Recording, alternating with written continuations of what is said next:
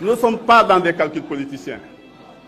Novembre, le Khalifa Sall Diop, c'est annoncé que je pense plusieurs fois. C'est diw, waxtaan ak diw.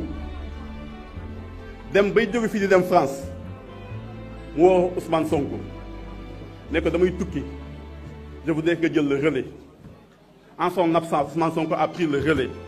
Pendant les 3 semaines d'absence du président Khalifa Sall, il a continué à discuter avec tout le monde de la mise en place de la coalition, de la charte qui devait porter la coalition. Il est allé voir, discuter avec tous les leaders. Khalifa Sall est revenu, ils ont continué à faire ce travail ensemble. Ça a été fait dans le plus grand secret. Parce que simplement, il fallait le faire en toute responsabilité. Nous y étions tous représentés. Tahaou Sénégal 5, le PDS 5, le PUR 5 et le PASTEF 5. C'était ça au début. Mais depuis le départ, il a été dit, noté et écrit que c'était simplement pour des commodités de négociation, mais que la coalition allait être ouverte à tous les partis et mouvements politiques du Sénégal. C'est ça la vérité. Ce n'est pas autre chose. Depuis le départ, la première fois, moi, qu'on m'a montré la charte, il y a été écrit que la coalition allait être ouverte à toutes les coalitions, à tous les partis politiques, les personnalités indépendantes et les mouvements qui acceptaient d'adhérer à la charte qui a été mise en place. C'est ça aussi la vérité. Nous n'avons pas été dans des calculs politiciens. Est-ce que Dieu doit faire Dakar? Est-ce que Dieu doit faire Fi? Est-ce que Dieu doit faire Fi? Ça, on le réglera. On sait, une coalition, le mettre là, c'est extrêmement difficile.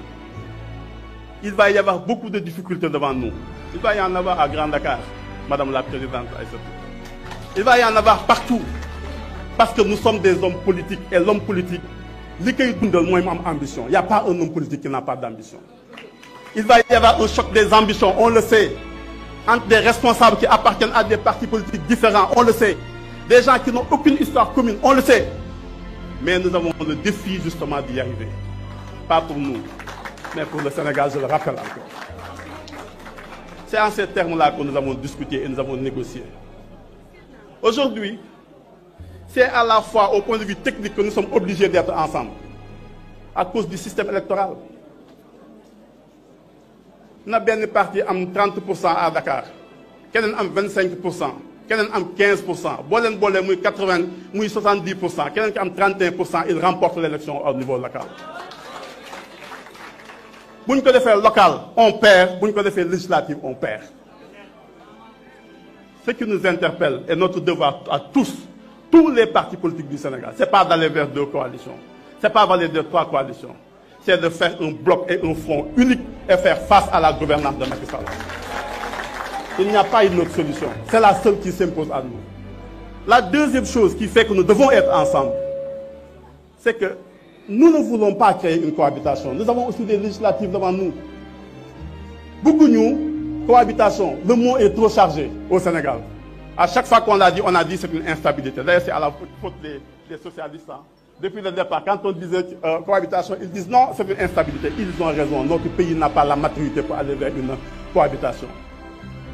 Sénégal, nous avons en cohabitation depuis 2016. Motion de censure, Amotoul, droit de dissolution, Amotoul, question de confiance, Amotoul. Quel monde est dans le gouvernement? Mais la vérité, c'est que si nous parvenons à aller à l'Assemblée avec une majorité de notre coalition, il va y avoir au Sénégal une gouvernance concertée. Si Macky Sall créé un avion Boubès, on lui dira d'accord, on va un avion Boubès, mais la priorité, c'est que nous sommes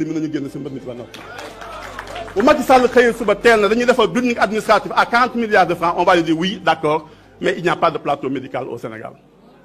On ne va pas accepter que nous connaissions 1000 milliards ici alors que les prix des denrées de première nécessité grimpent au Sénégal. C'est ça l'utilité. Puis le budget assemblé. Il ne s'agira pas simplement pour un Ousmane Sonko, bon député, ou Barthélemy, bon député, Cheikh Bamba Dièye, très bon député, de se lever et de parler au ministre. Non, ce ne sera pas ça. Le ministre va être obligé de venir devant la représentation nationale et dire pourquoi il y a des options sur le budget. Et en ce moment-là, tout ce qu'il y a comme gaspillage dans notre pays, d'autres amortissements de pays.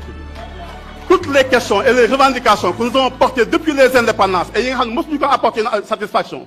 ce sera l'occasion de poser les problèmes du Sénégal sur la table. Pas simplement dans le cadre d'un dialogue national qui a fini comme ça a fini, mais dans le cadre d'un dialogue institutionnel. Parce que la majorité présidentielle va être différente de la majorité parlementaire. Et ils seront obligés de dialoguer. Toutes les questions qui nous concernent vont être mises sur la table. C'est ça aussi le but de cette coalition. C'est pour ça qu'on y a travaillé. C'est pour ça qu'on y a sacrifié des nuits blanches. Khalifa Sall me disait hier ou avant-hier que ñaari fan yëpp nelawul parce que fu mu demee bay nelaw Ousmane Sonko fëggu ko yee ko wala keneen fëggu ko yee ko. Mais c'est ça aujourd'hui que nous devons au Sénégal. C'est fini. On a aujourd'hui les moyens de régler nos problèmes sans que des personnes di dee ci mbedd bi, sans que ñu sànni ay lacrymogènes, sans que ay nit di leen di tëgg ci kaso bi, sans que ñuy marche di manifester. Il nous faut simplement qu'on s'entende sur l'essentiel, c'est-à-dire arriver à mettre en place une seule et unique coalition pour l'intérêt et pour notre pays. Notre pays vaut cela. La troisième chose qu'on a dite, on va à la présidentielle. Le système électoral de la présidentielle, moom ak bu législatif du benn, moom ak bu local du benn. Ku mu neex demal. Ku bëgg a dem demal présidentielle. La seule chose qu'on a dit mooy ñooy ànd ensemble contre tout le processus électoral benn. Deuxièmement, entre ñu ku jël pee ku raw sa morom. Deuxième tour ñu jàpp leen.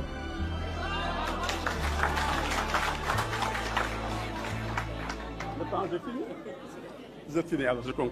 C'est ça qu'on a dit. Alors c'était ça la troisième étape. On y va ensemble. Pour la présidentielle, on contrôle le système électoral ensemble. Lu fi yàqu ci diggante bi ak lu ñu fi daan def ñu ànd xeexandoo. Et alors à ce niveau-là, on ne l'a pas oublié. La première bataille qu'il nous faut mener et que nous allons mener ensemble, c'est que personne ne reportera les élections législatives. Et ça, il n'y a que la coalition qui peut mener cette bataille. Je vous remercie. Jërëjëf.